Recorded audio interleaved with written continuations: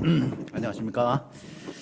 네, 오늘 특성 감사드립니다. 우리 조 레베카 사모님 아주 안정적인 음량으로 이렇게 특성을 섬겨 주셨습니다. 제가 가끔 그 특성 듣고 나서 그 주중에 이 곡이 어디서 나왔는가 하고 이렇게 들어봐요. 그러면 그것이 보통 그 이미 어떤 그룹들이 노래하는 거더라고요. 그런데 그거를 들으면은 야, 우리 특성이 훨씬 좋구나. 왜 그러냐면 그룹들이 막 이렇게 즐겁게 이게 찬양하면 그 자체는 좀 즐겁지만은 그 하트에서 전달되는 것이 약하더라고요. 독창은 굉장히 마음에서 자기의 심령을 들여서 부르는 거기 때문에 훨씬 우리의 심령을 타치하는 그런 것 같습니다. 우리가 외적인 것보다도 마음으로 하나님을 섬기는 우리 각자 우리 모임이 되길 원합니다.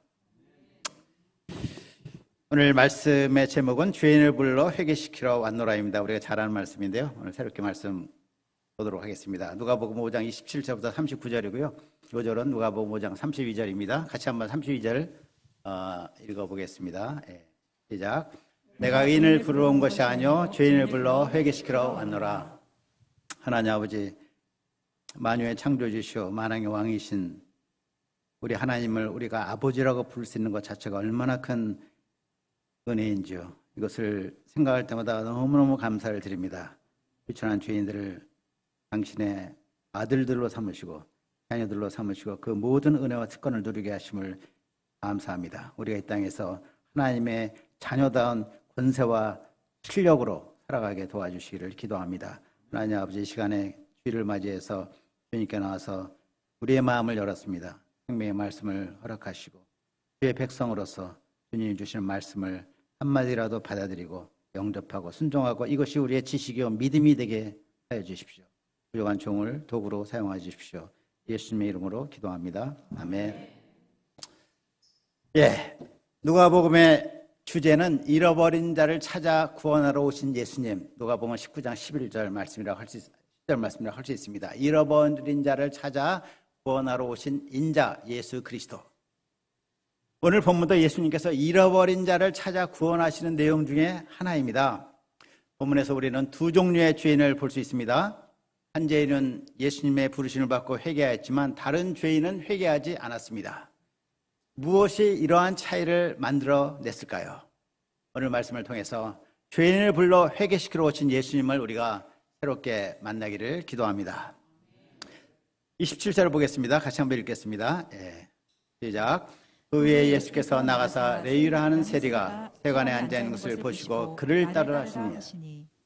레위라는 사람이 있었습니다. 원래 레위는 누구였죠? 창세기 보면 레아가 야곱에게 낳아준 아들이었죠. 레위라는 이름의 뜻은 연합이라는 뜻입니다. 이스라엘 역사에서 레위 후손은 전임 사역자들에 되어서 하나님을 섬겼습니다. 그들 중에서 제사장들이 배출되었습니다. 본문의 레위의 부모님은 그가 장차 하나님을 전심으로 섬기는 사람이 되기를 원했을 것입니다. 그래서 그런 이름을 지어줬습니다. 그런데 그는 어떤 사람이 되었습니까? 세리가 되었습니다. 그 세금을 거두는 일을 하는 사람이 된 것이죠. 오늘날 세무서에서 일하는 사람들에 대해서 어떻게 생각하나요? 부정적인 생각을 하는 사람은 거의 없습니다. 도리어 요즘같이 전산으로 모든 것을 신고해야 되는 때 세금 신고를 잘못하는 어르신들이 세무서에 많이 찾아오시더라고요. 그런 분들 영접해서 알바생들 고용해서 잘 도와주고 섬겨주십니다. 그렇지만 예수님 당시 세리들은 사회적으로 아주 악한 사람들로 여겨졌습니다. 우리가 아다시피 당시 이스라엘은 로마 제국의 식민지였죠. 세리들은 이스라엘을 억압하고 있는 로마를 위해서 일하는 민족의 배반자들이었습니다. 아브라함의 자손이 지옥의 불쏘시개감으로 여기는 이방 죄인을 위해서 일했다는 것입니다. 당시 로마 정부는 특정 지역에 이렇게 일정한 액수의 세금을 할당했습니다. 그리고 그 지역의 세금을 징수하는 징수권을 최고 입찰자에게 팔았어요. 그 권리를 사는 사람이 세리가 된 것입니다. 할당된 세금을 거둬 로마 정부에 넘겨주면 되었습니다. 그 이상을 착복하는 일이 많았습니다. In my pocket. 사람들은 세금 징수권을 따기 위해서 많은 돈을 걸었습니다. 당시 백성들은 자기들이 얼마나 정확히 세금을 내야 되는지 잘 몰랐어요. 세금 고지서라는 것이 없었습니다. 그래서 세리들은 백성들의 무지를 이용해서 더 많은 세금을 징수했습니다. 당시에는 수많은 세금들이 있었습니다. 모든 사람들이 무조건 내는, 머리 두 당 내는 인도세, 곡물의 10분의 1이나 포도와 기름의 5분의 1을 내는 토지세가 있었습니다. 각종 수입에 대해 내는 소득세가 있었어요. 갖가지 의무세가 있었는데 심지어 마차의 바퀴마다 매기는 세금도 있었고, 마차를 끄는 짐승에게 매기는 세금, 특정 상품에 대한 세금이 있었습니다. 그래서 지나가는 사람을 불러다가 세워서 짐을 풀게 하고 마음대로 세금을 물렸어요. 야, 이거 돌반지 아니야? 돌, 금이네, 세금. 이거 골동품 아니야? 아니에요. 이거 너무 오래된 거서 버리려고 그래요. 아니야, 이거 골동품이야. 세금 내. 막 세금을 매겼습니다. 세금을 낼 수 없으면 높은 이자로 돈을 빌려 세금을 내도록 강요했습니다. 그들은 면허증을 갖고 공공연하게 갈취하는 자들이었습니다. 그래서 세례 요한이 그들을 뭐라고 책망했습니까? 부과된 것 외에는 거두지 말라 했습니다. 그래서 당시 유대 사회에서는 세리만큼 큰 죄인도 없었습니다. 그들이 어울리는 사람은 같은 세리들, 죄인들, 창기들과 어울렸습니다. 그들은 유대인 회당에 들어갈 수도 없었고 법정의 증인으로 설 수도 없었습니다. 이런 레위가 오늘도 세관에 앉아 장부 정리를 열심히 하고 있었습니다. 사람들은 그를 보며 경멸과 비난의 눈길을 주었을 것입니다. 예수님도 레위가 세관에 앉아있는 것을 보셨습니다. 사람들은 에이, 저 세리 녀석 하는 마음으로 보았지만 예수님은 그를 목자의 눈으로 보셨습니다. 그의 무엇을 보셨을까요? 예수님은 세관에 홀로 앉아있는 그의 겉모습만 보신 것이 아닙니다. 그의 내면도 보셨습니다. 요한계시록에 보면 예수님의 눈이 뭐와 같다고 되어 있죠? 예수님의 눈이 불꽃과 같이 되어 있다고 했어요. 겉모습만 보신 것이 아니라 내면도 꿰뚫어 보실 수 있는 분이시라는 것입니다. 예수님은 그의 외로움을 보셨습니다. 자기만 잘 먹고 잘 살려고 동족과 하나님의 언약을 배반한 그의 양심의 고통을 보셨어요. 그는 친구가 필요한 사람, 구원자가 필요한 사람인 것을 보셨습니다. 예수님은 그를 한없는 긍휼의 눈으로 보시며 그에게 다가가셨습니다. 그리고 그를 부르셨습니다. 나를 따르라. 나를 따르라. 이 부드러운 음성은 뭐가 생각납니까? 이전 본문에서 예수님이 자기 앞에 엎드려 있는 나병 환자에게 손을 내밀어 대신 것과 같아요. 그때는 손을 내밀었지만 지금은 음성으로 손을 내밀어서 그를 영접하신 것입니다. 레위는 그동안 아무도 자기를 불러준 사람이 없었습니다. 사람들은 모두 자기를 멀리하고자 했습니다. 자기들끼리는 들어와 하고 자기를 저리 가 이렇게 했어요. 그런데 예수님은 자기에게 나를 따르라. 자, 나를 따르라. 이 말씀의 의미가 무엇일까요? 첫째는 레위 자신의 삶의 방향을 돌이키라는 말씀입니다. 레위는 지금까지 자기 자신만을 위해 살아왔어요. 동족들이 고통을 받든 안 받든 상관하지 않았어요. I don't care. 어려운 시대에 믿을 것은 돈밖에 없다고 생각했습니다. 오직 돈을 벌기 위해서 자존심도 버리고 민족도 배반했습니다. 예수님은 그러한 삶에서 돌이키라는 것입니다. 둘째는 나를 따르라는 말씀은 예수님이 함께 가자는, 함께 동반자로 가자는 초청의 음성입니다. 사람에게는 누구나 동반자가 필요합니다. 친구가 필요하죠.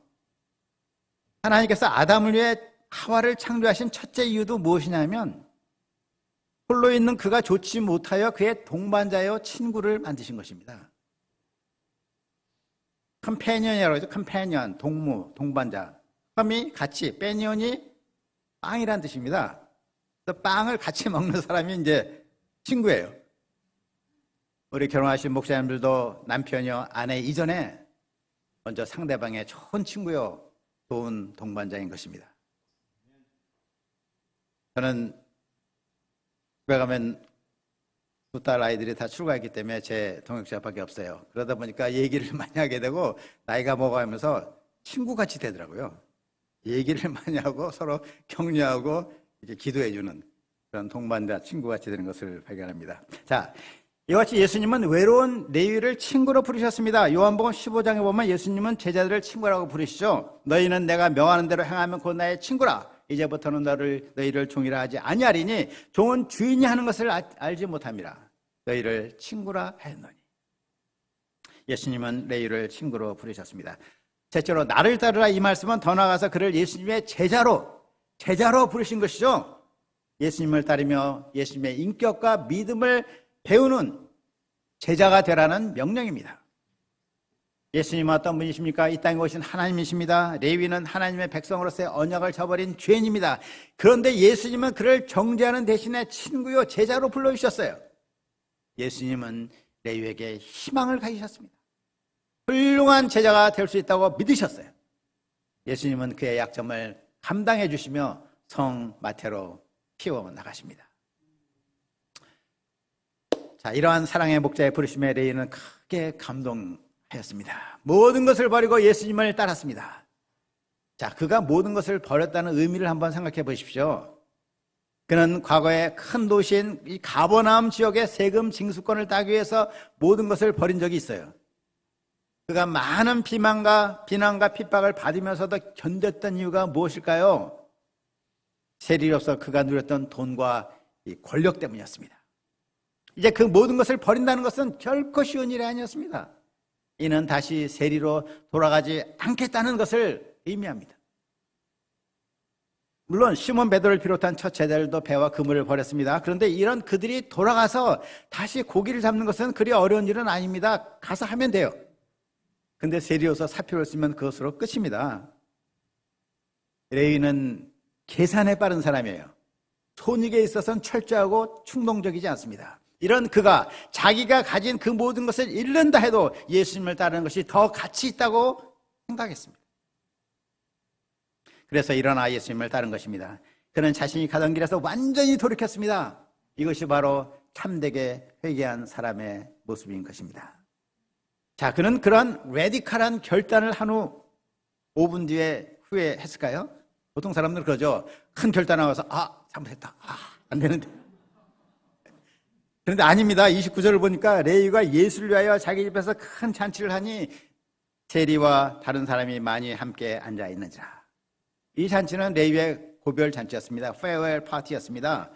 그는 이제 세리 직업을 그만두면서 그동안 도와주었던 친구들을 초청했습니다. 감사의 말을 하고자 했습니다. 또한 자기가 만난 예수님, 이 예수님을 그들에게 소개시켜주고자 했습니다. 레위는 모든 것을 버렸지만 더 귀한 예수님을 얻어서 참으로 기뻤습니다. 그는 과거에 돈을 모을 줄만 알았지 쓸 줄을 몰랐어요. 그가 모은 물질로 자기만을 위해 쓸 때는 기쁨이 없었습니다. 그런데 이제 그 웅크린 손, 막 갈고리같이 웅크린 손을 펴서 베풀었을 때 그의 영혼에 말할 수 없는 기쁨과 행복이 임하였습니다. 요한 웨슬레는 이런 말을 했습니다. 하늘나라에 홀로 간 사람은 아무도 없다. 즉 하늘나라 간 사람은 다 그 기쁨과 감격이 넘쳐서 그것을 간증하는 동안에 누군가 같이 간다는 것입니다. 주면 속이 쓰릴 것 같고 많을 것 같았는데 도리어 기쁨이 넘쳐났습니다. 어이 김세리 와서 이거 좀 먹어봐. 박세리 골프 선수 말고 당신 박세리 봐. 어서 앉으라고 하며 막 흥이 넘쳤습니다. 야말로 하늘의 기쁨이 넘치는 잔치였습니다. 고소한 음식 냄새와 큰 웃음소리가 주변으로 널리 쫙 펼쳐나갔습니다.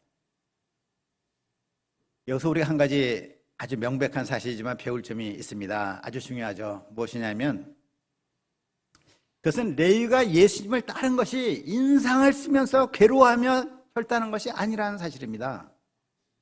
그렇죠?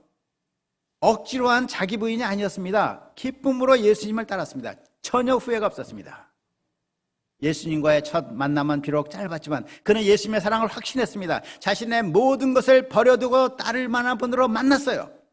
마치 밭에 감추어진 보화를 발견한 사람과 같았습니다. 와, 보화다! 이 대박이다! 이런 마음을 가진 것입니다. 지난 5장 전반부에도 보았듯이 예수님의 첫째들도 어떻게 했습니까? 배와 그물과 고기를 다 버려두고 예수님을 따랐습니다. 레위도 그랬습니다. 그 이유가 무엇입니까? 이것은 그들이 예수님의 진가를 발견했기 때문입니다. 진가, 진짜 가치가 무엇인가를 발견했기 때문에 그렇습니다. 여기서 우리는 신앙생활의 핵심을 알 수 있어요. 이는 우리가 날마다 더 예수님의 가치를 알아가야 된다는 것입니다. 예수님 그분 안에는 지혜와 지식의 모든 보화가 감춰져 있습니다. 완전한 죄사함과 영원한 생명이 그 안에 있습니다. 모세도 이 예수님의 가치를 발견했습니다. 그때 그는 그리스도를 위해 받는 수모를 애굽의 모든 보화보다도 더 큰 재물로 여겼습니다. 예수님은 온갖 좋은 은사와 온전한 선물을 다 위로부터 내려주시는, 쏟아붓도록 축복하시는 하나님이 되십니다. 우리가 날마다 이 예수님의 진가를 발견하기를 기도합니다. 와, 예수님이 얼마나 거룩하시고 아름다우시고 존귀하시고 복되시고 은혜와 자비가 충만하시고 사랑이 많으신 영광의 주님인가를 우리가 날마다 발견하기를 기도합니다. 이 열심보다는 넘치는 기쁨으로 주님을 따라가야 되겠습니다. 자, 30절을 보겠습니다. 바리새인과 그들의 서기관들이 그 제자들을 비방하여 이르되 너희가 어찌하여 세리와 죄인과 함께 먹고 마시느냐. 바리새인과 서기관들, 이들은 오늘 본문에 나오는 두 번째 종류의 죄인입니다. 바리새인과 서기관들은 잔치 주변에 어슬렁거리고 있었어요. 그들은 차마 그 모임에 들어가고 싶었는데 들어갈 수가 없었어요. 어찌 세리와 죄인들과 함께 먹을 수 있겠는가. 이렇게 그들은 밖에서 이 잔치를 들여다보고만 있었습니다. 맛있는 냄새에 침만 삼키고 있었어요. 무엇보다 그들은 예수님과 제자들이 이 죄인들과 함께 한다는 사실을 영접할 수가 없었어요. 그들은 제자들에게 말했습니다. 너희가 어찌하여 세리와 죄인들과 함께 먹고 마시느냐. 마태복음에 따르면 그들은 예수님을 비방합니다. 어찌하여 너희 선생은 세리와 죄인들과 잡수시느냐. 제자들에게 아니 이런 사람이 너희가 선생이냐? 너희 선생이냐? 하고 예수님을 비방한 것입니다. 자, 그들의 말은 이와 같습니다. 중범죄인들을 감옥에 가두듯이 이런 죄인들은 사회에서 격리시켜야 된다는 것입니다. 높은 담을 쌓고 이들과는 상종을 하지 말아야 된다 하는 것입니다. 사실 바리새인이라는 말 자체가 분리주의라는 말 뜻이죠. 그들은 당초에 바벨론의 세속문화에서 분리하고자 했던 좋은 정신을 가지고 있었습니다. 그것을 이제 잊어버리고 자기들만의 우월감 가운데 다른 사람들을 분리시키고 있는 것입니다. 자, 성경에 정통한 이 율법학자였던 이들도 전도서 7장 20절 말씀은 알고 있었을 것입니다. 선을 행하고 죄를 범치 아니하는 의인은 세상에 아주 없느니라. 또한 솔로몬이 성전을 짓고 기도했는데 그 기도에 처음 나오는 부분 범대치 아니한 사람이 없사오니 열왕기상 8장 46절 말씀 알고 있었을 것입니다. 이런 말씀을 알고 있던 그들도 자신은 물론 그렇게 생각했습니다. 뭐 나도 완벽하진 않아. 세상에 죄인 아닌 사람이 어디 있어. 그러나 그들은 남들과 비교하면 그래도 나는 의롭다 하는 생각을 했던 것입니다. 누가복음 18장에 바리새인의 기도가 나오죠. 누가복음 18장 11절 두 손 모아 기도하니까 11절입니다.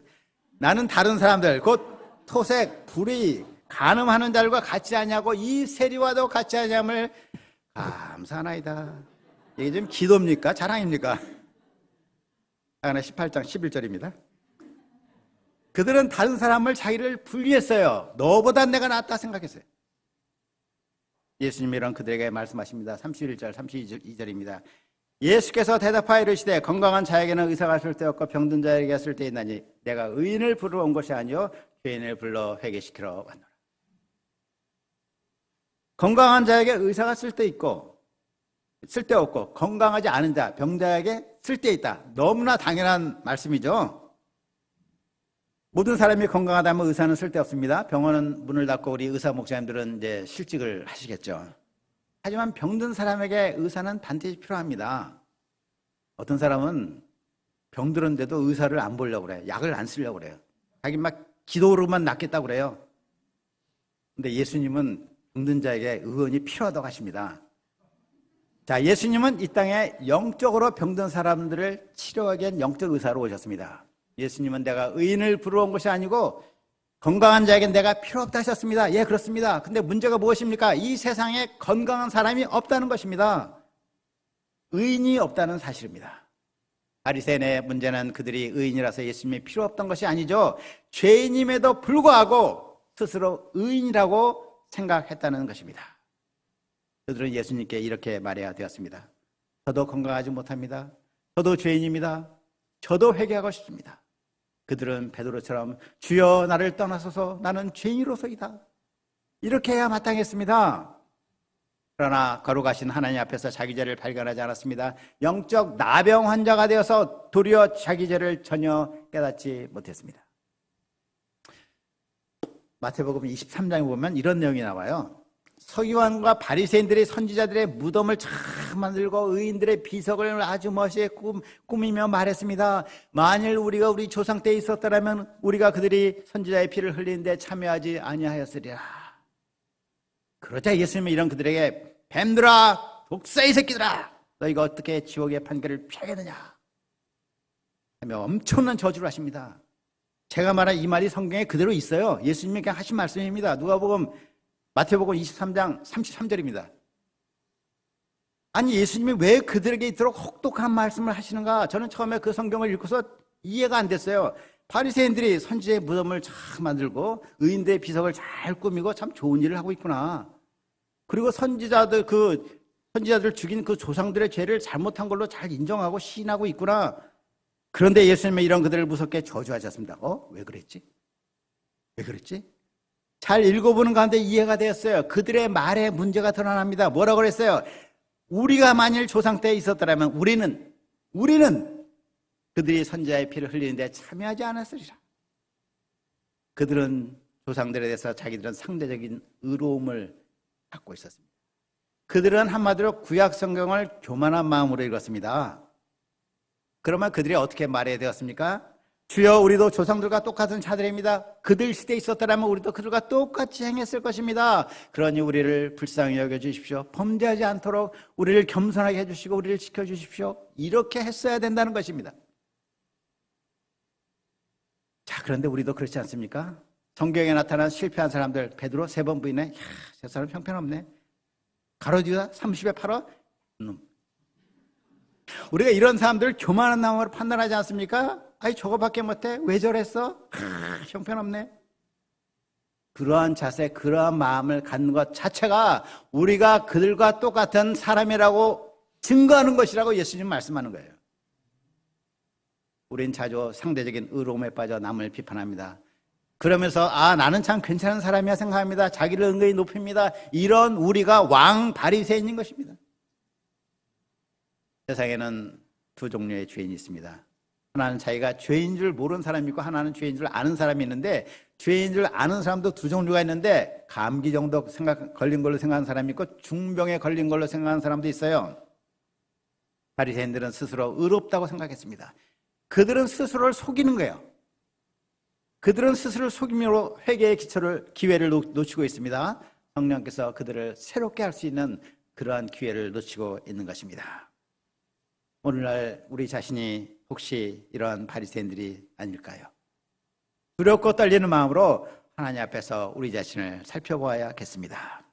그래서 사람들 앞에서 상대적인 의로운 마음을 갖지 않고 언제나 하나님 앞에 나아가 회개하며 진실된 삶을 살기를 기도합니다. 자, 33절을 보겠습니다. 그들이 예수께 말하되 요한의 제자는 자주 금식하며 기도하고 바리새인의 제자들도 또한 그래야 돼. 당신의 제자들은 먹고 마시나이다. 바리새인들은 예수님께 금식이라는 문제를 가지고 따집니다. 금식은 유대인들에게 있어서 경건을 실천하기 위한 중요한 덕목이었습니다. 특히 회개와 함께 반드시 따라오는 것이 금식이었어요. 금식하면 회개, 회개하면 금식 이렇게 같이 가야 되는데 예수님과 제자들을 보니까 이분들이 회개를 얘기하면서 금식은커녕 먹고 마시고 진창 이러고 있는 것입니다. 그들은 이렇게 생각하는 것입니다. 예수님, 만일 당신이 죄인을 불러 회개시러 오셨으면 왜 죄인들과 함께 회개 표신 금식을 하지 않으십니까? 죄인을 회개시키러 오셨다 하면서 죄인과 더불어 금식을 해야지 먹고 마시니 지금 당신은 앞뒤가 안 맞는 일을 하는 거 아닌가요? 이렇게 물어보는 것입니다. 예수님이 대해서 말씀하십니다. 34절과 35절입니다. 예수께서 그들에게 이르시되 호진집 손님들이 신랑과 함께 있을 때 너희가 그 손님으로 금식하게 할 수 있느냐? 그러나 그날에 이르러 그들이 신랑을 빼앗기리니 그날에는 금식할 것이니라. 당시 이스라엘은 남녀가 결혼하면 신혼여행을 바로 떠나지 않았습니다. 우리나라는 다 떠나죠? 거기는 안 떠났어요. 집에 머물면서 잔치를 열었습니다. 부부가 가장 좋은 옷을 입고 손님들과 함께 먹고 마시며 즐거운 시간을 보냈습니다. 일주일 동안 손님들을 지극정성으로 섬긴 것입니다. 참 그 접대 문화, 그 섬기는 문화가 풍부했습니다. 당연히 혼인잔치 동안에 손님들은 금식하지 않습니다. 예수님도 금식 자체를 반대하지 않으십니다. 예수님도 공생애를 시작하시기 전에 40일 동안 금식하지 않으셨습니까? 예수님이 말씀하시는 바는 금식에는 때가 있다는 것입니다. 한번 생각해 보십시오. 금식을 통해서 무엇을 얻으려고 하십니까? 하나님의 뜻을 구하며 그 뜻에 따르기 위해서 금식하십니까? 그러면 지금 그들 곁에 계시는 그분이 말씀하시는 것을 잘 듣고 따르면 되는 것입니다. 하나님을 더 간절히 구하기 위해서 금식합니까? 지금 여기에 하나님이신 예수님이 계십니다. 금식이라는 단계를 거쳐서 예수님께 나아갈 필요가 없습니다. 지금 그들 곁에 계시는 예수님께 나아가면 됩니다. 제자들에게 필요한 것은 금식보다 그분과 더 많은 시간을 같이 지내는 것입니다. 그래서 예수님은 금식의 시기를 잠시 미루어 두신 것입니다. 36절부터 38절입니다. 한번 같이 보겠습니다. 같이 한번 36, 37, 38 한번 읽어볼까요? 시작. 또 비유하여 이르시되 새 옷에서 흔적을 쪄 낡은 옷에 붙이는 자가 없나니 만일 그렇게 하면 새 옷을 찢을 뿐이요 또 새 옷에서 찢은 조각이 낡은 옷에 어울리지 아니하리라. 새 포도주를 낡은 가죽부대에 넣은 자가 없나니 만일 그렇게 하면 새 포도주가 부대를 터뜨려 포도주가 쏟아지고 부대도 못 쓰게 되리라. 새 포도주는 새 부대에 넣어야 할 것이니라. 여기서 예수님은 낡은 전통에 매여 예수님의 가르침을, 그 신선한 가르침을 받아들이지 못하는 그들의 문제점을 드러내십니다. 예수님이 말씀하시는 새 옷과 낡은 옷, 그리고 새 포도주와 낡은 가죽 부대는 결국 같은 한 주제를 말씀하고 있습니다. 새로운 것은 그것과 어울리는 새로운 방법이 필요하다는 것이죠. 만약 예수님의 가르침을 옛 방식으로 해석하며 따르려 한다면 예수님의 가르침의 의미를 이해할 수가 없습니다. 결국 하나님의 뜻을 바르게 섬길 수가 없는 것입니다. 새로운 것에 맞는 새로운 형식과 새로운 마음이 필요합니다. 하지만 사람들의 반응이 어떠합니까? 39절입니다. 묵은 포도주를 마시고 새 것을 원하는 자가 없나니 이는 묵은 것이 좋다 함이라.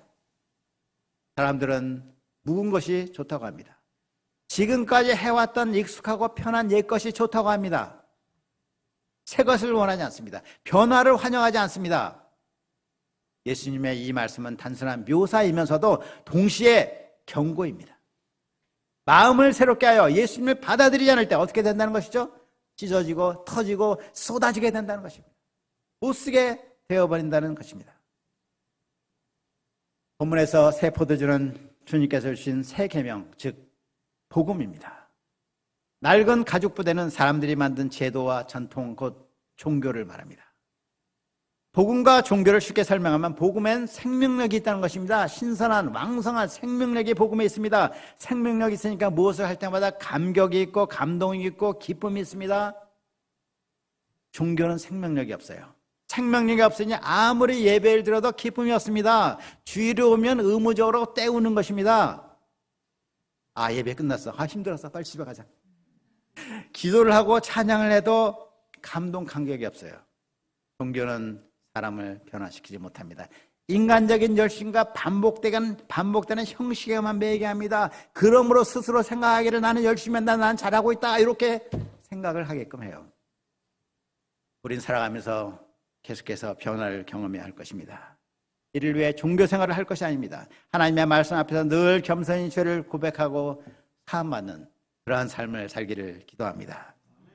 그럴 때 하나님께서 우리에게 주님을 향한 처음에 가졌던 그 사랑, 순수하고 열정적인 사랑을 계속 부어주시고 주님과 뜨거운 사랑의 관계를 맺게 하십니다. 예수님을 따르는 것이 부담이나 억지가 아니요 감격과 기쁨이 넘치는 그러한 삶이 되게 해주십니다.